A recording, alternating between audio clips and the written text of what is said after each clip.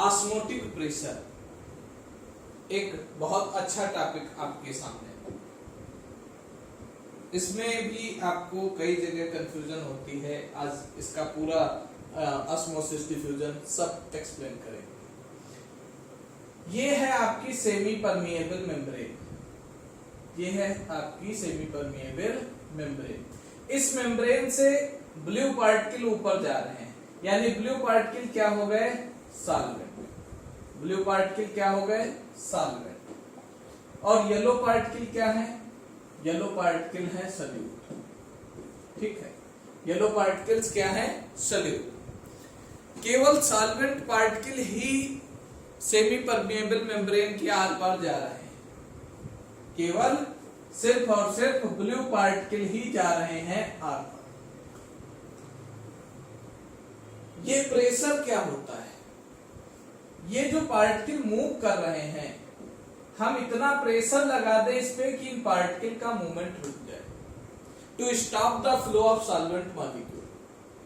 The pressure required to stop the flow of solvent molecule is called osmotic pressure and it is represented by pi. Pi से represent करते हैं and pi is directly proportional to the concentration C. C और M, capital M. इसका मतलब है concentration, molar concentration. और pi is equal to T, temperature. Temperature के भी directly ठीक है, तो हम कह सकते हैं pi is directly proportional to C into T, और प्रोपोर्शनल का साइन हटाएंगे तो एक कांस्टेंट आ जाता है, हो जाएगा सी आर टी। इस फार्मूले पे क्वेश्चन आपको मिलता है। सी क्या है? Concentration, molar concentration. Molar concentration क्या हो जाता है? Moles of solute upon volume of solution into R and T. सही तो नहीं है, लेकिन इस पे बोर्ड में क्वेश्चन आता है। Mass of solute upon molar mass of solute volume R T. इस मास को और इस वॉल्यूम को इन्होंने एक साथ ले लिया और डेंसिटी के टर्म में ऑस्मोटिक प्रेशर का फार्मूला लिख दिया, D R T upon molar mass of solute. ये सही नहीं है, मैं खुद कह रहा हूं, क्योंकि जो यहाँ पे वॉल्यूम है ये सॉल्यूशन का है और मास सॉल्यूट का है, जबकि दोनों जब सेम होंगे तभी डेंसिटी का टर्म आता है। लेकिन इस पे बेस्ड भी क्वेश्चन आपको दिया जाता है, इसलिए ये फार्मूला भी ध्यान रखेंगे। ये है osmotic pressure. Semi permeable membrane के थ्रू सॉल्वेंट मॉलिक्यूल का जो मूवमेंट हो रहा है, उस मूवमेंट को रोकने के लिए जो प्रेशर रिक्वायर्ड होता है, दैट इज ऑस्मोटिक प्रेशर। इससे रिलेटेड कुछ टर्म है, वो पढ़ लेते हैं। डिफ्यूजन क्या होता है? डिफ्यूजन डिफ्यूजन होता है किसी चीज का एक जगह से दूसरी जगह शिफ्टिंग। और किसका? जैसे गैस है, गैस सिलेंडर में भरी हुई है, सिलेंडर में भरी हुई गैस अगर सिलेंडर लीकेज होता है तो पूरे घर में फैल जाती है विदाउट एनी बैरियर। अगर बीच में कोई बैरियर नहीं है, movement of particle from higher concentration to lower concentration, that is called diffusion. क्या होगा? Movement of particles from higher concentration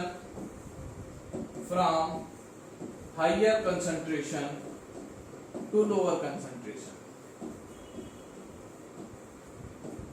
थोड़ी सी डिफिनीशन चेंज करोगे तो डिफ्यूजन से ऑस्मोसिस हो जाएगा। ये तो है डिफ्यूजन। ऑस्मोसिस और रिवर्स ऑस्मोसिस दोनों एक साथ। डायग्राम आपके सामने चल रहा है, जरा ध्यान से देखिएगा।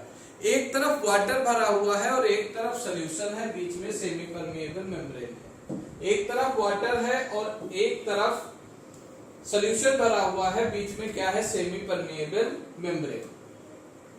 वाटर मॉलिक्यूल्स का मूवमेंट किधर होगा? क्योंकि इधर सॉल्वेंट ज्यादा है, सॉल्वेंट की कंसंट्रेशन इधर ज्यादा है। लेकिन अगर सॉल्यूशन की बात करो तो सॉल्यूशन में सॉल्यूट की प्रेजेंस के बेसिस पे कंसंट्रेशन बताई जाती है। तो मूवमेंट होता है वाटर मॉलिक्यूल्स का। जिधर वाटर ज्यादा है, जिधर सॉल्वेंट ज्यादा है, उधर से सॉल्वेंट जिधर कम है उस साइड को मूवमेंट होता है through semi permeable membrane. This is called osmosis. Water molecules का सॉल्वेंट मॉलिक्यूल का अपने हाइयर से लोअर की तरफ मूवमेंट सेमी परमेएबल मेम्ब्रेन के थ्रू ऑस्मोसिस।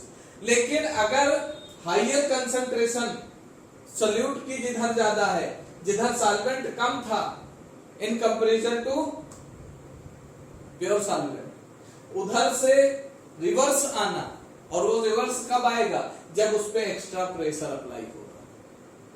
यानी सॉल्यूशन से सॉल्वेंट को हम प्योर सॉल्वेंट में तभी भेज सकते हैं, शरबत से पानी को पानी वाले कंटेनर में तभी भेज पाएंगे जब प्रेशर लगाएंगे।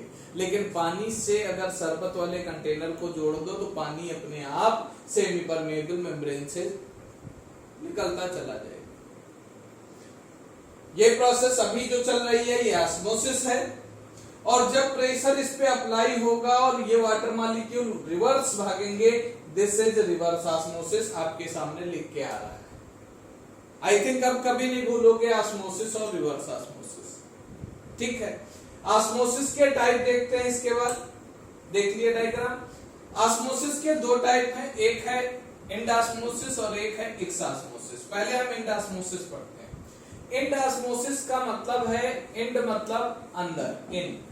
ऑस्मोसिस का मतलब मूवमेंट ऑफ सॉल्वेंट पार्टिकल, यानी सॉल्वेंट पार्टिकल का इन मतलब अंदर आना। जैसे अगर आपको ग्राम चना जानते हो ना, इस चने को ग्राम इन वाटर, चने को पानी में रख दो, धीरे धीरे चना फूल जाता है, छोला फूल जाता है।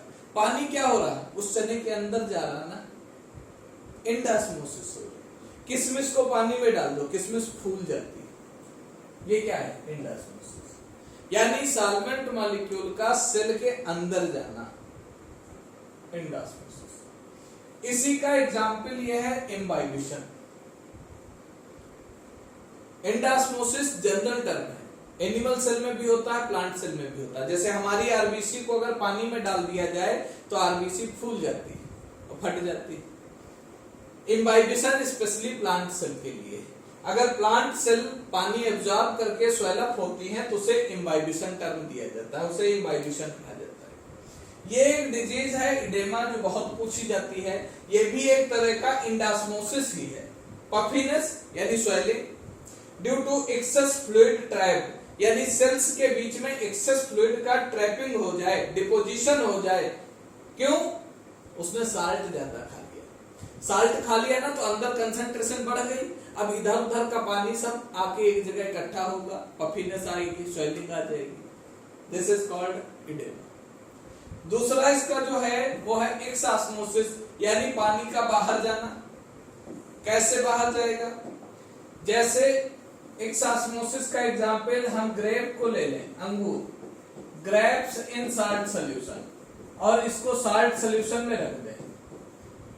अंगूर को नमक के सॉल्यूशन में रख दो, पानी धीरे धीरे बाहर, और वो सिकुड़ के क्या हो जाएगा? श्रिंक होके क्या हो जाएगा?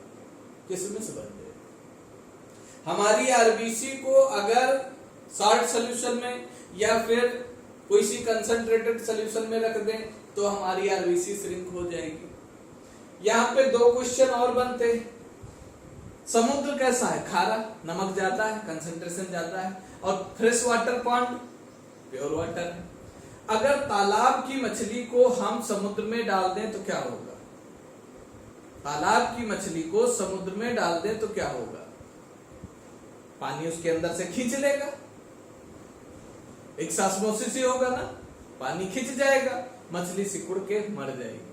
और अगर समुद्र की मछली को तालाब में डाल दे तो बाहर का सॉल्यूशन, अंदर उसके नमक ज्यादा है, वो पानी खींच खींच के फूलेगी और बस्ट हो जाएगी, फट जाएगी। ये भी क्वेश्चन आपसे पूछा जाता है। प्लाज्मोलिसिस, इम्बाइबिशन क्या था? प्लांट सेल का वाटर एब्जॉर्ब करना। और प्लाज्मोलिसिस क्या है? प्लांट सेल से वाटर निकलना। Removal of water from plant cell, removal of water from plant cell. Plant cell से पानी निकलेगा और वो फ्लैसिड यानी श्रिंक हो जाए तो उसे कहते हैं प्लाज्मोलिसिस। क्रीनेशन स्पेशली बैक्टीरियल केस का एक ऑस्मोसिस है। अगर किसी बैक्टीरियल सेल को हाई कंसंट्रेशन हाइपरटोनिक सॉल्यूशन में रख दें तो ये श्रिंक हो जाता है, ये होता है क्रीनेशन। तो 3 टर्म आए, ऑस्मोसिस, ऑस्मोटिक प्रेशर के बेसिस पे सॉल्यूशन 3 तरह के, हाइपरटोनिक, हाइपोटोनिक, आइसोटोनिक और हाइपोटोनिक। हाइपरटोनिक, आइसोटोनिक और हाइपोटोनिक।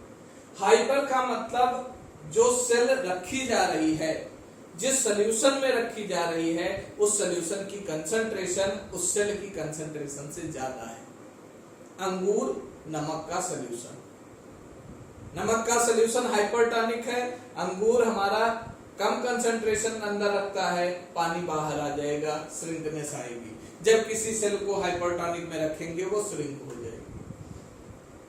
दूसरा आइसोटोनिक, यानी दोनों का जो ऑस्मोटिक प्रेशर है वो बराबर है। अंगूर को नॉर्मल पानी में डाल दो, ना फूलेगा ना बिस्केगा, ना श्रिंक होगा ना स्वेल होगा। हाइपोटोनिक यानी सेल को अगर किसी कम कंसंट्रेशन की सॉल्यूशन में रखा जाएगा तो वाटर एब्जॉर्ब करके फूल जाएगी, जैसे किशमिश को पानी में रखा जाता है। यहां से एक और क्वेश्चन ध्यान से सुनिएगा। इंजेक्शन लगाते समय डॉक्टर को क्या ध्यान रखना पड़ता है, क्या एडवाइस रहती है? जो इंट्रावीनस इंजेक्शन होता है, इंट्रावीनस इंजेक्शन के लिए ये एडवाइस होती है कि ध्यान दे ले कि वो जो इंजेक्शन लगा रहा है उसका ऑस्मोटिक प्रेशर ब्लड के ऑस्मोटिक प्रेशर के इक्वल हो, कंसंट्रेशन नहीं, ऑस्मोटिक प्रेशर इक्वल होना चाहिए। अगर कम हुआ तो आरबीसी स्वेल हो जाएगी, बस्ट हो जाएगी, अगर ज्यादा हुआ तो आरबीसी श्रिंक हो जाएगी। दोनों ही केस डेंजरस हैं। ये आपकी क्वालिटेटिव प्रॉपर्टी 4 थी, चारों आपने पढ़ ली। इसके बाद एबनॉर्मल क्वालिटेटिव प्रॉपर्टीज और concentration among changes in concentration units, यानी हमें नॉर्मलिटी, मोलरिटी वगैरह पढ़ना है। ये सब आपका 3rd लेक्चर में आएगा और उसके बाद एक लेक्चर न्यूमेरिकल का। देखिए और कमेंट करिए, जो समझ ना आए तो हम आपको आगे बताते रहेंगे। Thank you.